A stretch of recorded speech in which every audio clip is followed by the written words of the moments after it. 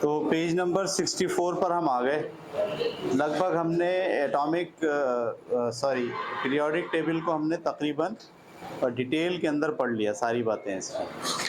और अब हम कुछ रुझानात हैं, कुछ बिहेवियर हैं एलिमेंट्स के पीरियोडिक टेबल में, उनका मुताल्ला करने जा रहे हैं। सबसे पहले atomic size and atomic radius. Atomic size,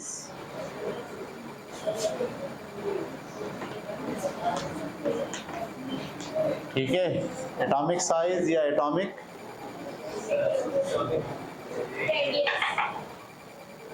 atom का साइज कितना है। फर्ज करो ये एटम है ना आपका, तो इसका ये साइज कितना है, ये मालूम कैसे करते हैं। अगर कोई चीज़ गोल होती है तो उसका अगर रेडियस आपको पता चल जाए तो आप उसका वॉल्यूम मालूम कर सकते हैं 4/3 पाई r³ के फार्मूले से।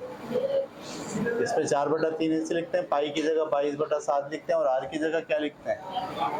अगर आपको किसी एटम का रेडियस पता चल जाए, क्या पता चल जाए, तो आप उस रेडियस को इस फार्मूले में रख के क्या मालूम कर सकते हैं, एटम का साइज मालूम कर सकते हैं। और रेडियस कैसे पता चलता है, कोई भी एटम के न्यूक्लियस से लेकर उसके आखिरी ऑर्बिट के दरमियान जो फासला होता है उसे आप क्या कहते हैं, रेडियस। एक तो ऐसे पता चलता है, एटम क्योंकि आज़ाद हालत में मिलता ही नहीं है, एटम आज़ाद हालत में मॉलिक्यूलर फॉर्म में मिलता है। तो जैसे हाइड्रोजन की मिसाल लें, हाइड्रोजन का ये एक एटम होगा, तो एटम आज़ाद हालत में नहीं मिलेगा आपको, एटम के बजाय हाइड्रोजन मॉलिक्यूलर फॉर्म में मिलेगा। किस फॉर्म में मिलेगा, मॉलिक्यूलर फॉर्म में मिलेगा। एक हाइड्रोजन एटम ये रहा, एक हाइड्रोजन एटम ये रहा, ऐसे मॉलिक्यूलर फॉर्म होगी। मॉलिक्यूलर फॉर्म में आप दोनों न्यूक्लियस के दरमियान जो फासला है d, उसको अगर 2 से डिवाइड कर दें, इससे डिवाइड कर दें, तो आपके पास क्या आ जाता है, रेडियस आ जाता है। रेडियस क्यों निकालना ज़रूरी है, ताकि आप एटम का साइज निकाल सकें। रेडियस निकालने के बाद साइज कैसे निकल सकता है, रेडियस निकाल लीजिए और ये वॉल्यूम के फार्मूले में रख के आप इसका साइज निकाल सकते हैं। तो रेडियस होता क्या है, न्यूक्लियस से लेके आखिरी ऑर्बिट के दरमियान जो फासला होता है उसे आप क्या कहते हैं, रेडियस। क्योंकि एटम आज़ाद हालत में नहीं रहता, इसलिए एटम का रेडियस बराह रास्त एटम से मालूम नहीं होता, बल्कि किससे मालूम होता है, उसके मॉलिक्यूल से मालूम होता है। तो दो एटम मिलकर जब मॉलिक्यूल बना लेते हैं तो फिर उन दोनों एटम के न्यूक्लियस के दरमियान जो टोटल फासला होता है, उस फासले को अगर क्या कर दिया जाए, आधा, ये सिर्फ उस मॉलिक्यूल में चलेगा जो दोनों एक जैसे एटम पर मुश्तमिल है। अगर कोई मॉलिक्यूल ऐसा हो HCl वाला, कौन सा मॉलिक्यूल हो, मिसाल के ऊपर ये हाइड्रोजन है और इसके साथ ये फ्लोरीन है, ये ऐसे मिले हमें, फर्ज करो, तो अब आप इन दोनों के दरमियान फासले को 2 से डिवाइड करके रेडियस नहीं मालूम कर सकते, क्योंकि इसका रेडियस अलग है और इसका रेडियस अलग है। तो ऐसे मॉलिक्यूल का रेडियस, मतलब रेडियस मालूम करने के लिए आप 2 मुख्तलिफ एटमों पर मुश्तमिल मॉलिक्यूल का इस्तेमाल नहीं कर सकते। आपको कौन सा मॉलिक्यूल इस्तेमाल करना पड़ेगा, जिसके दोनों एटम क्या हों, एक जैसे। जब दोनों एटम एक जैसे होंगे तो उनके न्यूक्लियस के दरमियानी फासले को 2 से डिवाइड करने से रेडियस निकल जाएगा, और रेडियस को इस फार्मूले में रख के क्या निकाल सकते हैं, एटम का साइज निकाल सकते हैं। ये बात क्लियर हो गई आपको।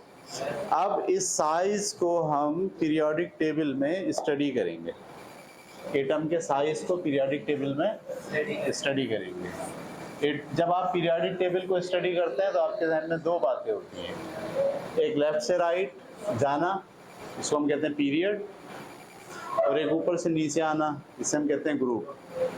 तो आप एलिमेंट्स को या तो लेफ्ट से राइट जाते हुए स्टडी करते हो या फिर ऊपर से नीचे आते हुए स्टडी करते हो। लेफ्ट से राइट जाते हुए स्टडी करने का मतलब पीरियड में उन एलिमेंट्स का क्या रुझान है साइज के बारे में, और ऊपर से नीचे आते हुए स्टडी करने का क्या मतलब है, ऊपर से नीचे आते हुए ग्रुप में एटम के साइज का क्या रुझान है।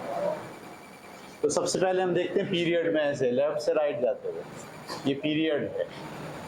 पीरियड में जाते हुए, लेफ्ट से राइट जाते हुए एटम के साइज में क्या फर्क पड़ता है? क्या एटम का साइज बड़ा हो रहा होता है या एटम का साइज छोटा हो रहा होता है? एटम का साइज छोटा हो रहा होता है। जैसे दूसरा पीरियड है, दूसरे पीरियड में सबसे पहले लिथियम है, लिथियम के बाद वहां पर लिथियम के साथ बेरिलियम है, बेरिलियम के बाद वहां बोरॉन है, बोरॉन के बाद क्या है? कार्बन है, कार्बन के बाद क्या है? नाइट्रोजन है, नाइट्रोजन के बाद क्या है? ऑक्सीजन है, उसके बाद क्या है? क्लोरीन है या फ्लोरीन है, फ्लोरीन है, और फिर नियॉन है। ये दूसरा पीरियड है। इसके साथ भी 2 ऑर्बिट होंगे, पहले ऑर्बिट में 2 इलेक्ट्रॉन, दूसरे ऑर्बिट में 1 इलेक्ट्रॉन। इसका एटॉमिक नंबर 3 है। इसका एटॉमिक नंबर क्या है? इसके भी पास 2 ही इलेक्ट्रॉन, 2 ही ऑर्बिट होंगे, पहले में 2 और दूसरे में भी 2। इसमें कितने होंगे? 2 ही ऑर्बिट होंगे, पहले ऑर्बिट में 2 इलेक्ट्रॉन, दूसरे में 3। इसमें कितने होंगे? इसमें भी 2 ही ऑर्बिट होंगे। ये न्यूक्लियस है, 2 इलेक्ट्रॉन ये रहे, और यहाँ पर कितने हैं? 4 इलेक्ट्रॉन। ये 4, ये 5, ये 6, ये 7, ये 8, ये 9 और ये 10। ये हमने कार्बन बनाया। कार्बन के बाद क्या बनाएंगे? नाइट्रोजन। नाइट्रोजन में कितने हैं? ऑर्बिट तो 2 ही होंगे, 2 इलेक्ट्रॉन इसमें होंगे और 5 इलेक्ट्रॉन इसमें होंगे। आप देखिए ऑर्बिट क्या बदल रहा है? ऑर्बिट तो नहीं बदल रहा। जब ऑर्बिट नहीं बदल रहा तो न्यूक्लियस से लेके यहाँ तक का फासला भी नहीं बदल रहा। रेडियस तो सबका क्या है? तो बज़ाहिर तो हमें बोलना क्या चाहिए कि एक पीरियड में लेफ्ट से राइट जाते हुए तमाम एटम के साइज सेम होते हैं। उसूल ये सोचा हमने। क्यों सेम साइज क्यों होने चाहिए? इसलिए होने चाहिए कि ऑर्बिट सब में कितने हैं? 2 हैं। आगे अगर मैं ऑक्सीजन बनाऊंगा उसमें भी कितने ऑर्बिट आ जाएंगे? 2 ऑर्बिट आ जाएंगे, जिसमें 6 इलेक्ट्रॉन आखिरी ऑर्बिट में होंगे और 2 इलेक्ट्रॉन पहले ऑर्बिट में होंगे। मैं फ्लोरीन बनाऊंगा उसमें कितने होंगे? उसमें भी 2 ही ऑर्बिट होंगे, जिसमें से 7 इलेक्ट्रॉन आखिरी ऑर्बिट में होंगे और 2 इलेक्ट्रॉन पहले वाले ऑर्बिट में होंगे। और अगर मैं नियॉन बनाऊंगा तो उसमें भी कितने ऑर्बिट होंगे? 2 ही ऑर्बिट होंगे, 8 इलेक्ट्रॉन आखिरी ऑर्बिट में होंगे और 2 इलेक्ट्रॉन पहले ऑर्बिट में होंगे। तो लेफ्ट से राइट जाते हुए एटम के साइज में बज़ाहिर कोई कमी नहीं हो रही, क्योंकि सब में ऑर्बिट की मिकदार 2 है। लेकिन अगर आप गौर करें तो यहाँ 3 प्रोटॉन 3 इलेक्ट्रॉन को खींच रहे हैं, या 4 प्रोटॉन 4 इलेक्ट्रॉन को खींच रहे हैं, या 5 प्रोटॉन 5 इलेक्ट्रॉन को, या 6 को, या 7 को। तो लेफ्ट से राइट जाते हुए जो इलेक्ट्रॉन और प्रोटॉन के दरमियान जो अट्रैक्शन है वो बढ़ती जा रही है। इसमें अट्रैक्शन कम है, इसके मुकाबले में इसमें अट्रैक्शन तो ये थोड़ा सा सिकुड़ गया है, ये और सिकुड़ गया है, ये और सिकुड़ गया है, ये और सिकुड़ गया है। अट्रैक्शन ज़्यादा होने की वजह से लेफ्ट से राइट जाते हुए एटम के साइज में कमी आ रही है। ऑर्बिट की वजह से कमी नहीं आ रही, ठीक है। दोनों के दरमियान जो अट्रैक्शन है उसकी वजह से क्या आ रही है? कमी आ रही है। ये बात क्लियर हो गई। किसी पीरियड में लेफ्ट से राइट जाते हुए एटम के साइज में कमी वाक़ई होती है, ये नतीजा निकाल दिया। और अगर ऊपर से नीचे आए, दूसरे पीरियड के बाद कौन सा पीरियड शुरू होगा? तीसरा पीरियड। और ऊपर से नीचे, लिथियम से नीचे क्या है? सोडियम। सोडियम में 11 है। अच्छा, जैसे आप ऊपर से नीचे आते हैं, इसमें 2 ऑर्बिट थे, इसमें कितने ऑर्बिट होंगे? 3, पहला, दूसरा और ये तीसरा। जैसे ही ऑर्बिट बढ़ा, साइज क्या हो गया? बढ़ गया। तो ऊपर से नीचे आते हुए एटम के साइज में इजाफा होता है। क्यों होता है इजाफा? क्योंकि ऑर्बिट बढ़ जाता है। ऊपर 1 ऑर्बिट है, नीचे 2 ऑर्बिट हो गए, तीसरे में 3 ऑर्बिट हो गए, चौथे में 4 ऑर्बिट हो गए। ऊपर से नीचे आते हुए पीरियोडिक टेबल में एटमों के साइज में इजाफा होता है। लेफ्ट से राइट जाते हुए पीरियोडिक टेबल में एटम के साइज में कमी वाक़ई होती है। ये दो नतीजे निकाल लिए। एटम के साइज में ऊपर से नीचे आते हुए वजह क्या है उसकी? ऑर्बिट का बढ़ना। लेफ्ट से राइट जाते हुए एटम के साइज में कमी होती है, क्या वजह है उसकी? न्यूक्लियस और इलेक्ट्रॉन के दरमियान अट्रैक्शन मुसलसल बढ़ रही है लेफ्ट से राइट जाते हुए, लिहाजा एटम का साइज मुसलसल क्या हो रहा है? छोटा हो रहा है। ये बात क्लियर हो गई? अगर ये बात क्लियर हो गई है तो आप पेज नंबर 64 पे देखें। यहाँ आपको दिखाया है लिथियम का जो एटॉमिक रेडियाई है वो 152 है, बेरिलियम का 113 है, बोरॉन का 88 है, कार्बन का 77 है, नाइट्रोजन का 75 है, ऑक्सीजन का 73 है, फ्लोरीन का 71 है और नियॉन का 69 है। ये बात क्लियर हो गई आपको? और ऊपर से नीचे अगर आप आए लिथियम, सोडियम, पोटाशियम, रुबिडियम, तो लिथियम का 152 है रेडियस और सोडियम का कितना है? 186 बढ़ गया। पोटाशियम का कितना है? 227, रुबिडियम का 248 और सीजियम का 265। तो ऊपर से नीचे जाते हुए कॉलम में, ग्रुप में एटम के साइज में इजाफा होता है, लेफ्ट से राइट पीरियड में जाते हुए एटम के साइज में कमी होती है। ये बात क्लियर हो गई आपको? चलें जनाब, एक टॉपिक हमारा खत्म हो गया। अब हम पढ़ रहे हैं आयोनाइजेशन पोटेंशियल। आयोनाइजेशन पोटेंशियल या आयोनाइजेशन एनर्जी, पेज नंबर 65 पर।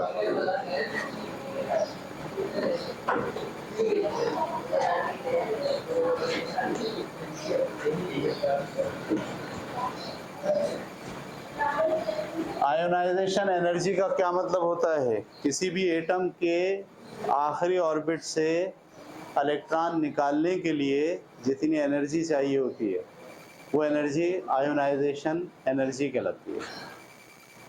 किसी एटम के आखिरी ऑर्बिट से, फर्ज करो ये एटम है, ये इसका आखिरी ऑर्बिट है, इसके आखिरी ऑर्बिट से आपको क्या करना है? बाहर निकालना है इस अट्रैक्शन के खिलाफ, क्योंकि ये इसको पकड़ा हुआ है और आपको क्या करना है? बाहर निकालना। बाहर निकालने के लिए क्या करना पड़ेगा? एनर्जी देनी पड़ेगी। जो एनर्जी आप किसी एटम के आखिरी ऑर्बिट से इलेक्ट्रॉन निकालने के लिए देते हैं उस एनर्जी को आप कहते हैं आयोनाइजेशन एनर्जी। ये बात समझ में आ गई? आयोनाइजेशन पोटेंशियल भी कहते हैं और आयोनाइजेशन एनर्जी भी कहते हैं। अब ये जो आयोनाइजेशन एनर्जी है इसका इन्हिसार साइज पर है। अगर एटम का साइज छोटा होगा तो इलेक्ट्रॉन निकालना आसान होगा या मुश्किल होगा? मुश्किल होगा। क्यों? क्योंकि छोटा होने की वजह से न्यूक्लियस की अट्रैक्शन इलेक्ट्रॉन पर। तो अगर एटम का साइज छोटा होगा तो आयोनाइजेशन एनर्जी ज़्यादा होगी, और अगर एटम का साइज बड़ा होगा तो आयोनाइजेशन एनर्जी कम होगी। तो आयोनाइजेशन एनर्जी जो है IE, ठीक है, ज़्यादा होती है कब? जब साइज क्या हो? जब साइज छोटा हो। ये समझ में आई बात? ये मैंने ऐसे इशारे में बयान किया है। आयोनाइजेशन एनर्जी ज़्यादा होती है कब? जब साइज छोटा हो। आयोनाइजेशन एनर्जी कम होती है जब साइज क्या हो? बड़ा हो। ये बात क्लियर हो गई आपको? मैंने इशारे से ये बात बयान की है। अब आप आयोनाइजेशन एनर्जी को पीरियोडिक टेबल में डिस्कस करें। लेफ्ट से राइट जाते हुए, क्योंकि एटम का साइज छोटा हो रहा होता है, लेफ्ट से राइट जाते हुए एटमों का साइज, लिहाजा उनकी आयोनाइजेशन एनर्जी बढ़ रही होती है। और ऊपर से नीचे आते हुए एटम का साइज क्योंकि बड़ा हो रहा होता है, ऊपर से नीचे आते हुए सारे एटम बड़े हो रहे होते हैं, लिहाजा उनकी आयोनाइजेशन एनर्जी कम हो रही होती है। तो पीरियोडिक टेबल में रुझान क्या बना? लेफ्ट से राइट जाते हुए एलिमेंट्स की आयोनाइजेशन एनर्जी बढ़ेगी लेफ्ट से राइट जाते हुए। क्यों बढ़ेगी? क्योंकि साइज छोटा हो रहा है। ऊपर से नीचे आते हुए आयोनाइजेशन एनर्जी कम होगी क्योंकि एटम का साइज बड़ा हो रहा है। अब आप देखिए पेज नंबर 65 पे, लेफ्ट से राइट जा रहे हैं। लिथियम है, उसका आखिरी ऑर्बिट में से इलेक्ट्रॉन निकालने के लिए एनर्जी लगानी पड़ती है 520। बेरिलियम है, उसके आखिरी ऑर्बिट से निकालने के लिए क्या लगानी पड़ती है? 899। और बोरॉन को कितनी निकालनी पड़ती है? ये तो उल्टी बात हो गई। बेरिलियम की निकालने के लिए 899 चाहिए और बोरॉन को निकालने के लिए 800, हालांकि उसका साइज उससे क्या हुआ है? कम हुआ है। इसका मतलब है कोई और फैक्टर भी है जो लगता है, कोई और फैक्टर भी है जो लगता है। देखो वो जो बेरिलियम है ना, उसका आखिरी ऑर्बिट में 2 इलेक्ट्रॉन होते हैं और एटम की ये ख्वाहिश होती है कि उसके आखिरी ऑर्बिट में या 2 इलेक्ट्रॉन हो या 8 हो। तो ये जो बेरिलियम है, इसका जो दो इलेक्ट्रॉनों की वजह से जो इलेक्ट्रॉन निकालना पड़ता है उसको बहुत एनर्जी देनी पड़ती है, जबकि बेरिलियम के आखिरी ऑर्बिट में 5 इलेक्ट्रॉन होते हैं। तो इसके अंदर असल गड़बड़ जो है वो बेरिलियम ने की है। क्यों? क्योंकि इसके आखिरी ऑर्बिट में 2 इलेक्ट्रॉन थे और वो चाहता था कि 2 ही इलेक्ट्रॉन हो, वो निकालने देना नहीं चाहता था। जबकि बोरॉन ने नेचुरल फेनोमेना दिया है। फिर आप देखिए कार्बन, उसकी एनर्जी कितनी चाहिए? 1086। नाइट्रोजन को एनर्जी कितनी चाहिए? 1402। और ऑक्सीजन को फिर 1314 कम हो गई। इसके अंदर भी यही फेनोमेना है कि जो जोड़ा बना हुआ है इलेक्ट्रॉन का वो बाहर निकलना नहीं चाहता। फ्लोरीन की जो है वो 1681 है और नियोन की 2081। तो लेफ्ट से राइट जाते हुए आयोनाइजेशन एनर्जी में इजाफा होता है। ये बात क्लियर हो गई। और ऊपर से नीचे आते हुए आयोनाइजेशन एनर्जी में कमी होती है। ये देखिए आप, लिथियम का 520 है और सोडियम का कितना है? 496। और पोटाशियम के कितना है? 419। रोबिडियम का 403। सीजियम का 377। ये बात क्लियर हो गई आपको? ये था आयोनाइजेशन एनर्जी। इसके बाद हम पढ़ने जा रहे हैं इलेक्ट्रॉन एफिनिटी। इलेक्ट्रॉन एफिनिटी ये आयोनाइजेशन एनर्जी का उलट है। ये आयोनाइजेशन एनर्जी का उलट है। आयोनाइजेशन एनर्जी क्या होती है?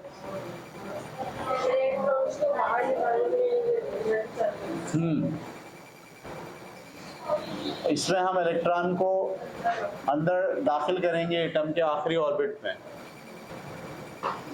तो वो एनर्जी खारिज करेगा। सही है?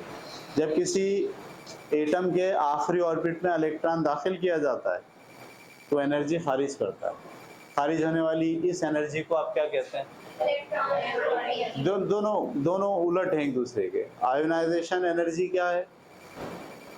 किसी एटम के आखिरी ऑर्बिट से इलेक्ट्रॉन निकालना हो तो आपको एनर्जी देनी पड़ेगी, जान लगानी पड़ेगी, तो आप एनर्जी खर्च करेंगे, उसको बोलते हैं आयोनाइजेशन एनर्जी। और जब किसी एटम के आखिरी ऑर्बिट में इलेक्ट्रॉन देंगे आप तो एटम एनर्जी खारिज करेगा, उसको आप बोलते हैं इलेक्ट्रॉन एफिनिटी। ठीक है?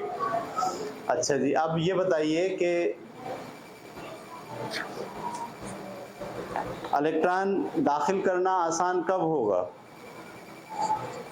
जब अट्रैक्शन पावर ज़्यादा होगी। बिल्कुल, आपको दाखिल करना आसान जब होगा जब पावर, क्योंकि वो खुद भी क्या चाह रहा होगा? लेना चाह रहा होगा। सही है? और एनर्जी रिलीज करेगा। और अगर इलेक्ट्रॉन आप दाखिल कर रहे हैं और वो लेना ही नहीं चाहता, वो खुद ऑलरेडी इतना बड़ा है, तो वो एनर्जी भी बहुत कम खारिज करेगा। सही है भाई? जब आप छोटे साइज के एटम में इलेक्ट्रॉन दाखिल करोगे तो आसानी से दाखिल हो जाएगा, कम एनर्जी खारिज होगी। और अगर बड़े साइज के एटम में इलेक्ट्रॉन दाखिल करोगे तो वो इलेक्ट्रॉन लेना चाहता ही नहीं है। सही है? तो साइज के लिहाज से इसको कैसे आप देखेंगे? साइज के लिहाज से एनर्जी कैसे देखेंगे?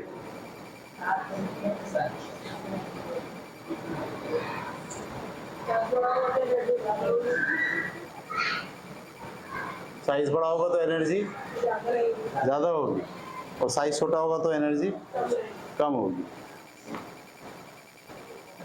असल में ये जो एनर्जी है ना, ये प्लस और माइनस में आएगी, पोटेंशियल को आपको समझना पड़ेगा। मैं यहाँ लेफ्ट टू राइट जाते हुए जो है वो एटॉमिक साइज डिक्रीज होता है, in a period electron affinity increase.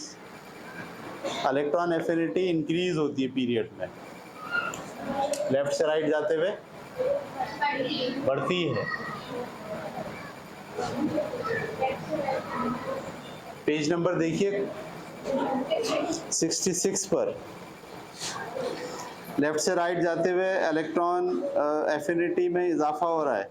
Lithium की इलेक्ट्रॉन एफिनिटी कितनी है? -60। बेरिलियम की कितनी है? 0। क्या मतलब? वो लेता ही नहीं है भाई इलेक्ट्रॉन। क्यों नहीं लेता? 2 इलेक्ट्रॉन उसके फुल होते हैं ना, वो चाहता ही नहीं लेना। बोरॉन ले लेता है -29। ये बढ़ गई है कम हो गई है? बढ़ गई है। माइनस में चीज़ें बढ़ती हैं जब कम होती हैं तो। -60 कम है, -29 ज़्यादा है। फिर -29 से माइनस का 122 और कम हो गया, और फिर 0 नाइट्रोजन में आ गया क्योंकि उसके पास भी फुल हुआ हुआ इलेक्ट्रॉन। फिर माइनस का 141, फिर माइनस का 328। तो पीरियड के अंदर ये असल में वैसी है, गड़बड़ है। ये गड़बड़ का मतलब इसका जो रुझान है वो इतना क्लियर नहीं है। जैसे आपने साइज का रुझान देखा क्लियर, इलेक्ट्रॉन आयोनाइजेशन एनर्जी का रुझान बड़ा क्लियर था, लेकिन इलेक्ट्रॉन एफिनिटी का रुझान इतना क्लियर नहीं है। तो लेफ्ट से राइट पीरियड के अंदर इलेक्ट्रॉन एफिनिटी इंक्रीज करती है क्योंकि साइज जो है वो छोटा हो रहा होता है। ठीक है। और नीचे से ऊपर जब आप आते हैं, ऊपर से नीचे ग्रुप में, तो इलेक्ट्रॉन एफिनिटी यहाँ पे भी क्या करती है? डिक्रीज करती है क्योंकि साइज बड़ा हो रहा होता है। तो आप यहाँ देखिए पेज नंबर 66 पर फ्लोरीन की इलेक्ट्रॉन एफिनिटी कितनी है? -328। और क्लोरीन की कितनी है? -349। और ब्रोमीन की कितनी है? 325। आप देखें यहाँ पे भी जो रुझान है ना वो इतना ज़्यादा क्लियर नहीं है। तो इलेक्ट्रॉन एफिनिटी का रुझान इतना क्लियर नहीं आता पीरियोडिक टेबल के अंदर। बाकी इलेक्ट्रॉन आयोनाइजेशन पोटेंशियल का और साइज का रुझान बहुत परफेक्ट आ रहा होता है। बस भाई आज हम इतना पढ़ेंगे। एक टॉपिक और रह गया इस चैप्टर का, उसके बाद ये चैप्टर हो जाएगा ख़त्म।